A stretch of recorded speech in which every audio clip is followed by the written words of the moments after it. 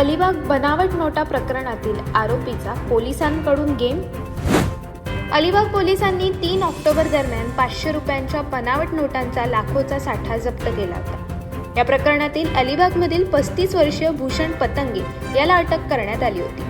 आज मुंबईतील जे हॉस्पिटल येथे भूषणचा उपचारादरम्यान मृत्यू झाल्याची धक्कादायक माहिती समोर आली. पोलिसांनी केलेल्या मारहाणीमुळे भूषण पतंगेचा मृत्यू झाल्याचे बोलले जाते. त्याचबरोबर या प्रकरणातील मुख्य सूत्रधाराला वाचवण्यासाठी पोलिसांनी पतंगेचा गेम केल्याची चर्चा जोरात सुरू आहे.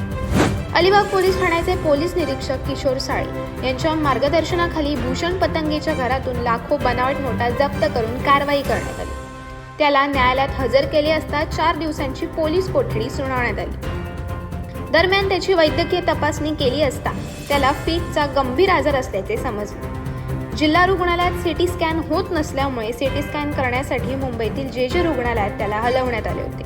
तेथे त्याला व्हेंटिलेटरवर ठेवण्यात आले होते असे पोलिसांनी सांगितले. भूषणला चौकशी दरम्यान पोलिसांनी बेदम मारहाण केल्यामुळेच तो दगावल्याचा आरोप भूषणच्या नातेवाईकांनी केला असून या प्रकरणाची न्यायालयीन चौकशी करण्याची मागणी केली आहे. त्याचबरोबर भूषणला पोलिसांचा खबऱ्या कादरने देखील पोलीस कोठडीत मारहाण केल्याची चर्चा पोलीस ठाण्याच्या परिसरात सुरू आहे. या प्रकरणाचा तपास पोलीस निरीक्षक किशोर साळे यांच्या मार्गदर्शनाखाली पोलीस उपनिरीक्षक दीपक मोरे यांच्याकडे होता.